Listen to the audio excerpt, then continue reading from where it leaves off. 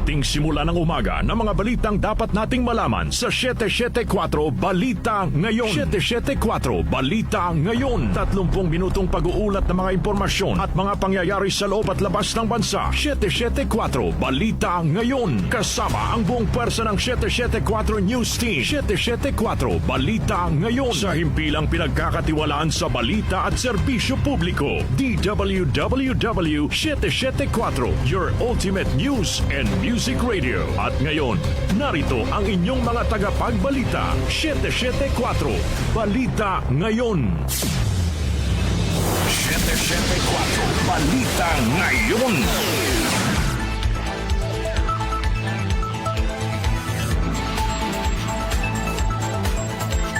Magandang umaga, Luzon, Visayas at Mindanao. Ngayon po ay araw ng Biyernes, September 12, 2025. Narito na ang 774 Balita Ngayon. 774 Balita Ngayon. At sa ating pong mga headline, Senador Ping Lacson kinumpirmang may 355 million pesos na insertion sa Bulacan sa ilalim ng 2025 General Appropriations Act. Mga komisyoner na may asawang kontratista pinagbibitiw ng isang mambabatas. Pangulong Ferdinand Marcos Jr. nilagdana ang kautosang nagtatatag ng Independent Commission na mag-iimbestiga sa mga korupsyon sa infrastructures projects. Mga empleyado ng DPWH pinayagang hindi muna magsuot ng uniforme. 20 empleyado ng kagawaran kinasuhan na sa Ombudsman.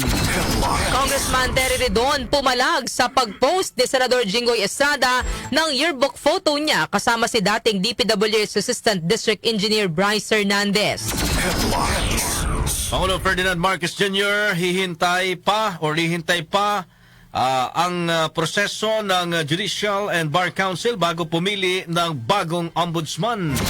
Sa atin namang Metro News, na preserbang katawan ng elepanteng si Mali ililipat na sa National Museum.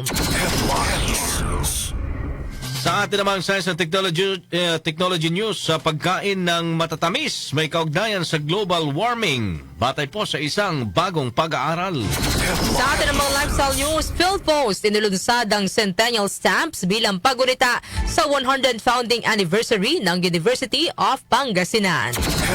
Sa atin namang Music Trivia, ngayong petsa nagsimula ang Bad World Tour Concert ng American singer-songwriter and dancer na ito, kung saan kasama sa mga itinanghal ang mga kantang Human Nature, Thriller at Bad. Sino ang legendary performer na ito? Alamin. Sa atin ang mabalitang kakaiba, isang lalaki sa China, 6 na araw na nagpagala-gala sa bundok para makalimutan ang ex-girlfriend.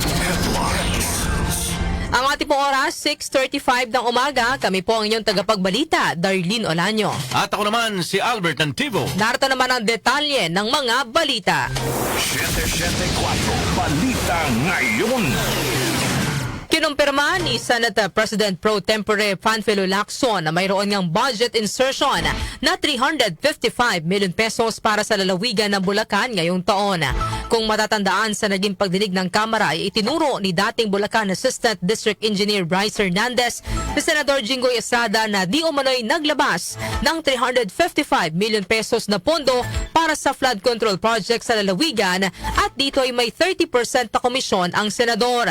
Ayon kay Lacson na chairman ng Blue Ribbon Committee, agad niyang pinasuri sa kanyang mga staff kung may isiningit na 355 billion pesos flood control budget para sa Bulacan sa ilalim ng 2025 General Appropriations Act at nakumpirmang mayroon nga, pero ito ay napag-alamang wala sa 2025 National Expenditure Program o NEP at wala rin sa House Budget version.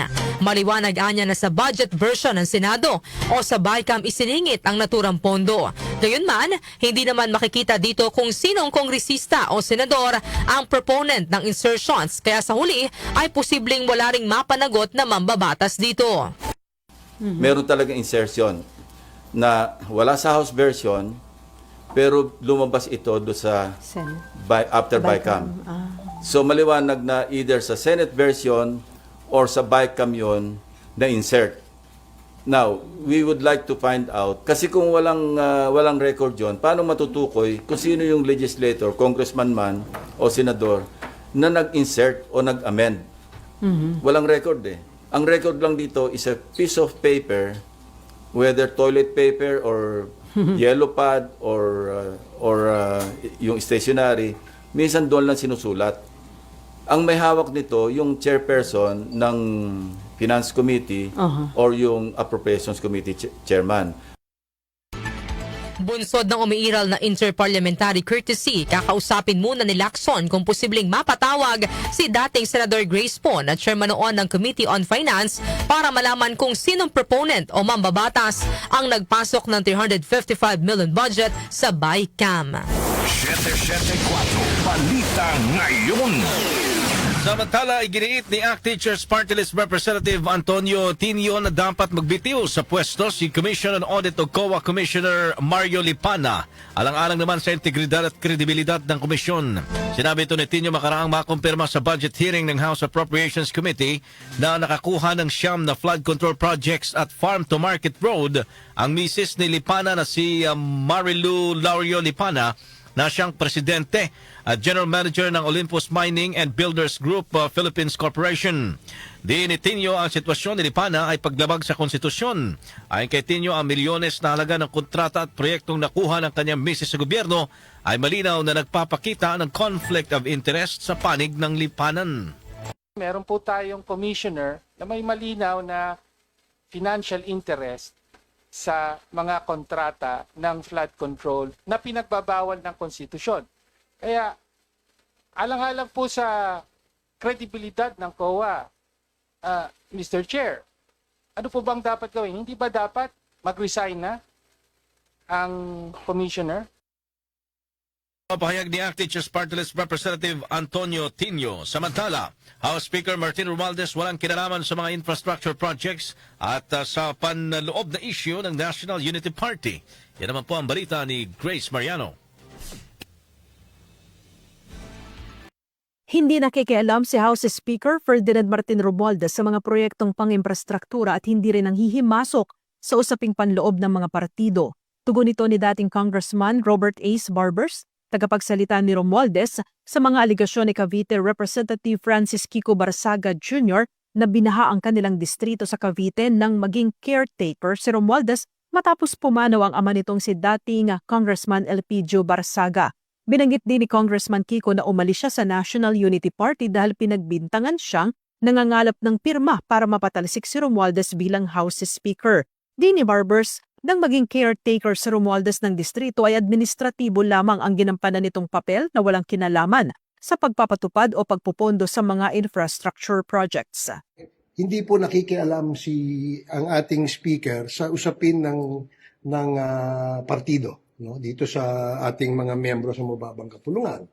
And if he recalls, no, if Congressman Barsaga would recall, when the speaker took over the reins of the district when his late father Kong P.D. Barsaga passed away, hindi po nakikialam ang ating speaker sa anumang proyekto na pinatupad dyan sa loob ng distrito ni Congressman Barsaga. Ayon kay Barbers, bukas din si Speaker Romualdez kung may gustong talakayin, malinawan o tanungin si Representative Barsaga. Ito si Grace Mariano para sa TWW 774, your ultimate music radio. At Grace Mariano. 774 Balita Ngayon.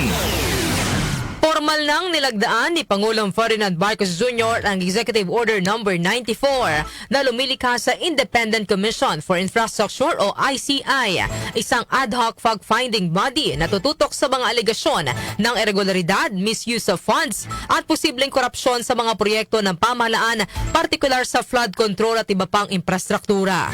Batay sa kautusan, pamumunuan ng isang chairperson at 2 miyembro ng komisyon na dapat ay may napatunayang kakayahan, integridad at pagiging independent.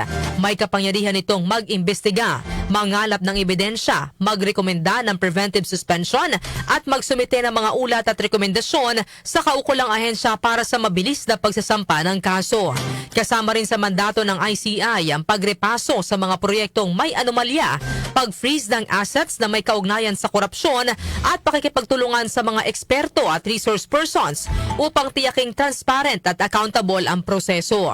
Sa kanyang kautusan, iginiit ni Pangulo Marcos na nananatiling matibay ang kanyang administrasyon sa paninindigan laban sa graft at korupsyon at titiyakin ang ligtas at maayos na pagpapatupad ng mga proyektong mahalaga sa kapakanan at seguridad ng mga Pilipino.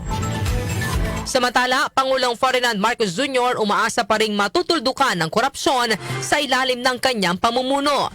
Detalye po ihahatid ni Chanel Salazar.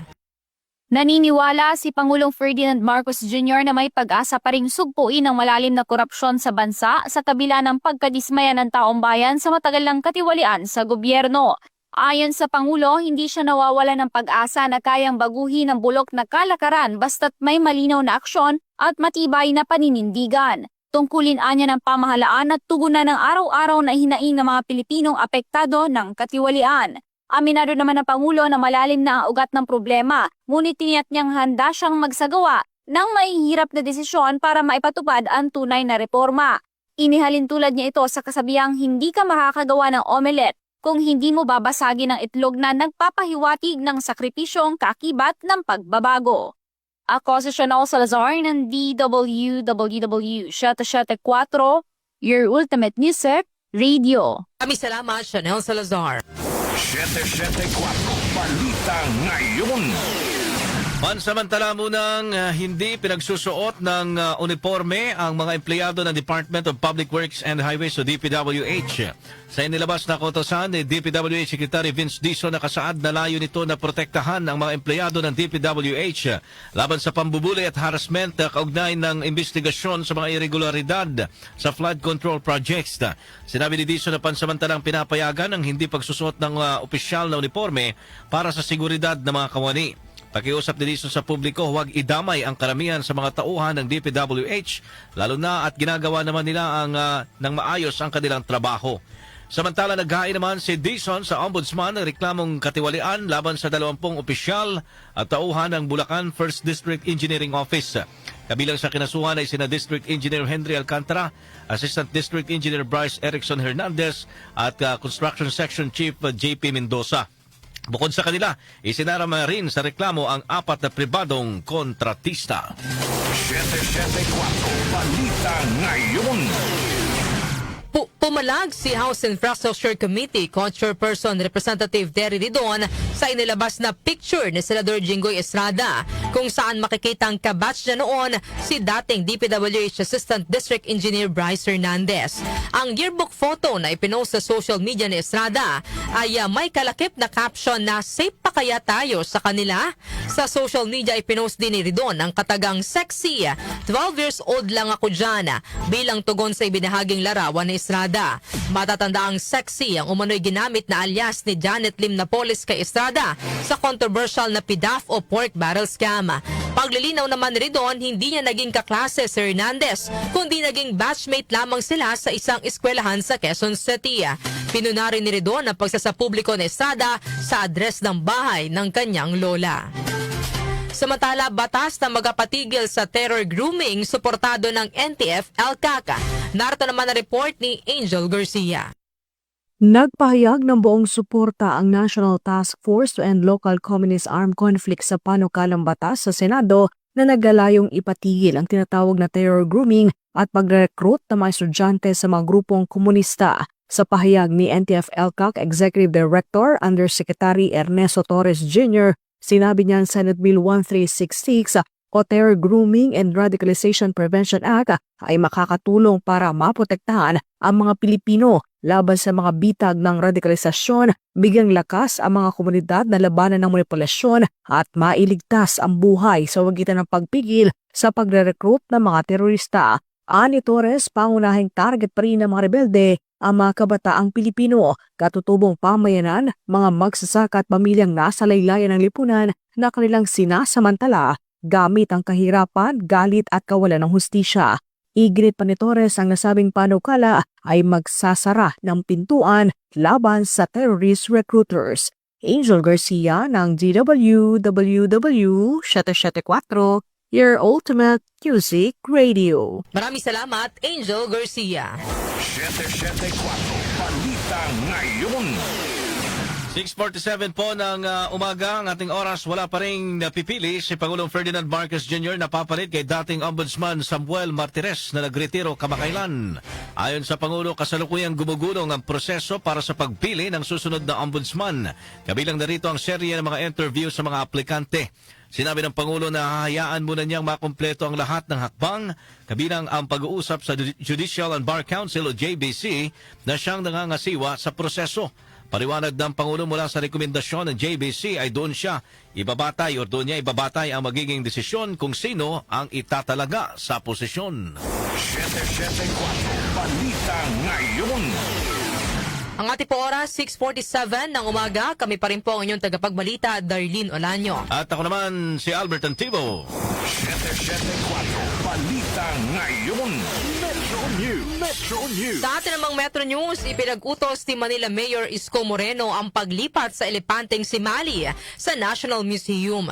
Ayon sa Manila Public Information Office, layo nito na mapanatili ang alaala ni Mali at matiyak na patuloy siyang maaalagaan sa ilalim ng pangangasiwa ng mga scientist at preservationist. Sa pagbisita ni National Museum Director General Jeremy Barnes, ipinahayag ni Mayor Isko ang kanyang tiwala sa kakayahan ng museo na pangalagaan ang alaala at legacy ni Mali. Tiniyak naman ni Barnes sa publiko na ang pangangalaga sa preservation ni Mali ay gagawin ng may pinakamataas na pag-aalaga at respeto. Makakasama ng pinireserbang si Mali sa museo si Lolong, ang dating may hawak ng Guinness World Records bilang pinakamalaking saltwater crocodile. Foreign exchange rates. Narito naman ang update sa ating foreign exchange rates. Ang palitan ng piso kontra dolyar ay nasa 57 pesos and 13 centavos. Nasa 66 pesos and 85 centavos naman ang palitan ng piso kontra euro, habang ang British pound ay nasa 77 pesos and 33 centavos. Ang palitan naman ng piso kontra Saudi Riyal ay nasa 15 pesos and 23 centavos, habang ang Japanese yen ay nasa 39 centavos. Lotto results. Update naman tayo sa resulta ng Lotto. Iatid po sa atin ni Jonah Bakiran. Jonah. Narito na ang mga lumabas na winning combinations sa Super Lotto 649 na binola kagabi September 11. 24, 2, 44, 45, 28 at 11. Kung saan walang nanalo ng 32,974,881 pesos and 40 centavos na premyo. Ang bola naman sa Lotto 642 ay ang 6, 39, 8, 31, 19 at 16, kung saan walang nanalo ng 5,988,733 pesos and 60 centavos na jackpot prize. Ako po si Jonah Bakiran na nagsasabing wag lang umasa sa bola, tumaya sa buhay para maka-jackpot ka ng tagumpay. Maraming salamat, Jonah Bakiran. Science and Technology. Sa ating Science and Technology News, pagkain ng matatamis may kaugnayan pala sa global warming. Batay ito sa isang bagong pag-aaral. Yan po ang balitang hatid sa atin ni Rose May Miranda, RM. Isa ka ba sa mahilig uminom at kumain ng matatamis tuwing mainit ang panahon? Bagamat nagdudulot ito ng banta sa kalusugan ng tao, marami pa rin na kumakain ng ice cream o sorbetes at umiinom ng matatamis na inumin tulad ng soda o juice dahil pinapataas ng global warming ang temperatura ng mundo.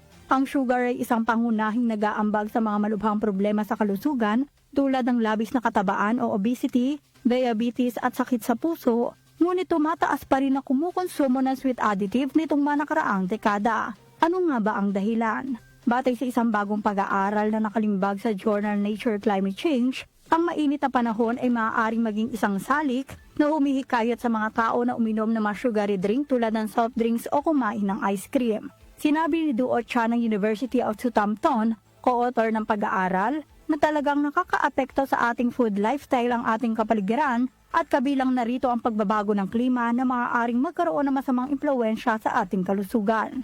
Para mapatunayan ito, sinuri ng team ng UK at US researcher ang datos hinggil sa pagkain na binibili ng mga residente sa United States sa pagitan ng 2004 at 2019. Pagkatapos ay kinumpara nila ito sa lagay ng panahon at iba pang mga climate factor.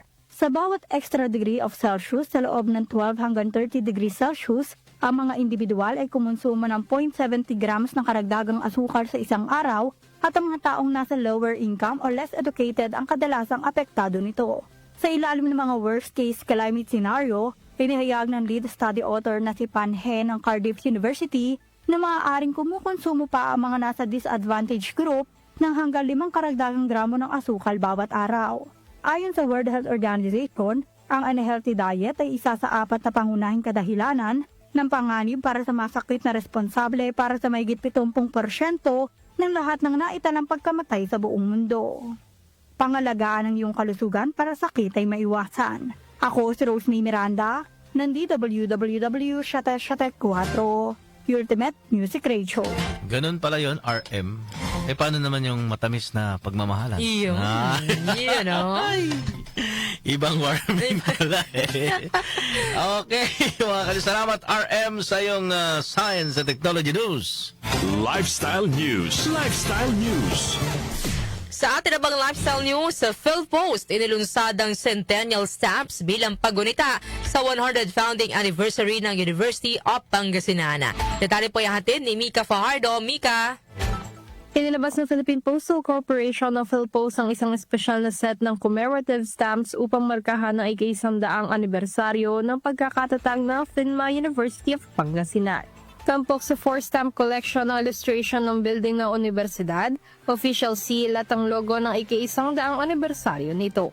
Kabilang din dito ang official first day cover na nagpapakita ng pagunlad ng universidad mula sa simula nito sa Dagupan City hanggang sa kasalukuyang katayuan nito bilang isang nangunguna higher education institution sa Hilagang Luzon.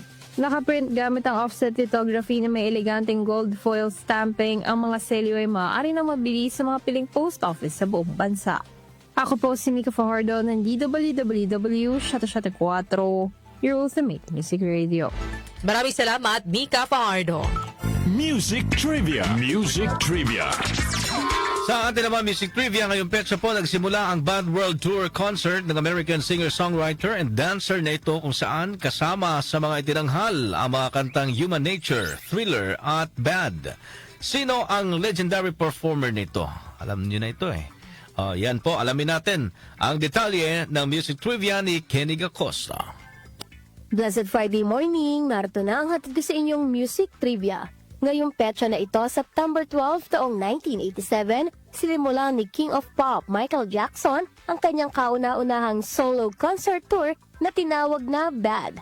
Ang Bad concert ay binuo para sa tour na ika-7 studio album ni Jackson na may kaparehong titulo. Ang concert ay nagkaroon ng 123 shows sa iba't ibang bahagi ng mundo, na ang unang pagtatanghala ay isinagawa sa Japan at nagtapos naman sa United States noong January 27, 1989. Sa kabuuan, kumita ang naturang concert ng $125 million na naging ikalawang highest grossing tour noong 1980s. Pumasok din ang Bad World Concert Tour sa Guinness World Records bilang largest grossing tour in history at nakapagtala rin ito ng pinakamalaking bilang ng mga concert attendees. Maliban sa mga ito, na-nominate rin ng Bad Concert Tour ni Jackson bilang Tour of the Year 1988 sa taunang International Rock Awards. Ilan sa mga awitin na itinanghal ni Michael Jackson sa Bad World Concert Tour ay ang mga kilalang kanta niya gaya ng Human Nature, She's Out of My Life, Beat It, Billie Jean, Thriller, I Just Can't Stop Loving You at ang awitin kung saan I Just Can't Stop Loving You at ang awitin kung saan isinunod ang titulo ng concert, ang Bad. Yan, hatid ko sa inyong Music Trivia. Ako si Kenny Acosta ng DWWW 774, your ultimate music radio. Maraming salamat, Kenny Acosta. Balitang Kakaiba. Sa atin namang balitang kakaiba, ito Albert, no? Tanungin natin si Doc Justin kung anong ginagawa niya para makalimutan ng kanyang ex-girlfriend. Kasi ito sa kanyang balitang kakaiba, isang lalaki daw sa China, 6 na araw na nagpagala-gala sa bundok para makalimutan ang ex-girlfriend. Doc Justin, ano ang detalye sa iyong balitang kakaiba? Good morning, Darlene. Good morning, Albert. Sa lahat ng ating mga taga-subaybay, narito ang ating balitang kakaiba ngayong araw na ito. Ako? Oo. para makalimutan ko. Oo. Ako kasi para hindi ako makalimutan, Oo. pinapautang ko. Diba? Hindi ka makakalimutan yan. Tama. Kahit wala na kayo, i-chat ka pa rin. Tama. Correct. Ano ba ang ginagawa niyo para makamove on sa inyong ex? Gaya ba kayo ng isang lalaki sa China na ito na nagpakalayo-layo para makalimutan ang kanyang ex-girlfriend? Natagpuan ng lalaking kinilala bilang si Shaolin sa isang kabundukan sa pag-alagala ng walang dalang pagkain, tubig at maging cellphone. Nalaman ng mga pulis ng pagkawal ng Shaolin nang i-report ito sa kanila ng kanyang kapatid. Isang parang pwede ito pang Dear Kuya Larry. Isang malawakang search rescue operation. Ang ikinasta ng iyuhang pulis kung saan may isang daang pulis at residente. Kasamang mga sa drone at sonar device ang tumulong sa paghahanap kay Shaolin. Makalipas ang 6 na araw, natagpuan sa Dalang Mountain si Shaolin. Patapos siyang namataan ng surveillance camera. Ayon sa pulisya, nasa halos 40 kilometers ang nilakad ni Shaolin. At napagalamang sa mga sapa siya uminom ng tubig. At kumain ng mga ligaw na prutas. At pagkain mula sa mga bahay sa pana ng mundo. Punit-punit din daw ang damit ni Shaolin na matagpuan ng mga pulis. Inaman ni Shaolin na ginawa niya ito pang subukang makalimot sa sakit na dulot ng breakup sa kanyang dating kasintahan. Napayak naman ako siya. Shaolin. Ang hirap talaga mag-move on, Doc Justin. Wala naman siguro totoong nagmahal na hindi nasaktan. Correct. Pag nasaktan kayo, pag nag-break kayo, ibig sabihin, congratulations. Bakit? Umibig ka ng tunay. Tama. Diba? Umibig ka ng tunay kahit, diba? Nag-end up. Pero ako, ang definition ko ng breakup, darling, no, in a positive perspective, Okay. blessing in disguise. Kasi pag nag-break kayo, ibig sabihin, hindi pa yun. Hindi siya yung taong para sa'yo. Kasi kung mag-break man kayo, kung para siya sa'yo, later on. Yeah, you will find the way to each other. Kumbaga, pagtatagpuin Magkukrus pa rin ang ulit landas inyong ninyo. landas. Pero diba, be thankful kung halimbawa, yun nga, usually diba, nagbe-break dahil may third party, na lamang nangaliwa yung partner, mas magpasalamat ka, at least nakilala mo siya na mas maaga. Nalaman mo agad yung may ganun pala siyang personality, kesa naman makasal kayo, tapos doon mo lang madidiscover. Kasi ang pinaka-important requirement sa relationship, darling, yung trust, di ba? Tama. Tsaka loyalty. Tipong ikaw lang kahit hindi kayo magkasama. Tama. Confident ka. Pero ganun diba? pa man, Shaolin, kaya mo yan. May mga darating pa. Marami pang single sa mundo, no? Correct. Dito sa Pilipinas, ang dami. Move on lang. Tama. Sa normal lang yan, pag move on. Naman iba-iba kasi tayo ng paraan ng pag-move on, di ba? Minsan yung iba, kaya ng 1 week, okay na sila. Pero yung iba talaga, years, Huwag di nyo ba? kasing i-fake yung nararamdaman nyo. Yung tipong kahit gusto mo biyak, sige, di ba? Mag-relax ka. Ang mahirap doon, darling, di ba? Yung iba kasi gusto ng gusto ko gumante. Correct. Tapos, papasok sa panibagong relasyon. Agad-agad, Yung tawag doon, rebound. Nagiging kawawa tuloy yung panibagong relationship mo. Kasi hindi ka pa naman ready talaga. Huwag ganun. Basta kung gusto mag-move on ka muna. Parang Mag-heal ka totally. Yan, mag-heal ka totally bago ka Tapos, pumasok sa panibago. Ibig ulit. Ganun lang, di ba, darling? Correct. Naging love guru na tayo dito. Maraming salamat, Doc Justin. Tayo ng segment ng Love Talks. Maraming salamat, Doc Justin, sa ating balitang kakaiba. At ito, partner, bago tayo magtapos sa ating balitaan, ibigay ko muna kung ano ang ating pag-uusapan ngayong araw po ng Biyernes, September 12. Ano po ang birthday wish ninyo sa ika-68 taong kaarawan ni Pangulong Ferdinand Marcos Jr.? Ayan, kasi bukas, partner, September 13, birthday po ni Pangulong Ferdinand Marcos Jr. So kayo mga ka-music, ano ba ang inyong birthday wish kay Pangulong Ferdinand Marcos Jr.? So yan, ipadala po ang inyong sagot sa ating text line 0929-321-8738 o kaya ay mag-comment po sa ating Facebook Live at sa ating YouTube channel. Inyo pong narinig ang mga may init at naglalagablab na mga balita ngayong araw ng Huwebes, September, or ngayong araw ng Biyernes, September 12, Ikaw talaga, Darlene, excited 2025. na nga sila eh. Sabado na bukas. Pinali ko pa sa Oo. Huwebes no? Tuloy na, nag-react tuloy si Tatoy. Kaya nga, Huwebes eh. akala ko ba? Sabado na bukas eh. Kaya nga, September 12 na po ngayon. Hindi mo na ano yan sa oras ngayon. Tama. Kasi excited na yung mga na yan. talaga. I-invite na natin sila, Darlene, ha? 10 a.m. ang meet and greet. Yes. Oo. So, yun, ganun, mga 10 a.m. to 12 noon, Correct. Oo. meet and greet. Tapos, syempre, abangan din po yung mismong ating yung highlight ng ating celebration, yung Copy program proper Face. natin. Yes, yung Grandparents Talent Showdown. Yes. Ayan. 12 yun. 12 noon yung Yes. program proper. Tapos magdala po kayo ng payong pananggala kasi Correct. nakausap natin yung Pag-asa. Baka daw posibleng maulan ang weekend natin. Oo. So, yan. Pero walang ulan, makapagpipigil Correct. dyan. Oo. Basta ingat lang kayo, ha? And syempre, pag-pray din natin, syempre, maganda yung panahon Yes. bukas. Oo, sana nga. Para everybody happy. Kami po ang inyong tagapagbalita, Darlene Olanyo. At ako naman, si Albert Antibo. Napasa inyo ang 774 Balita Ngayon. 774 Balita Ngayon.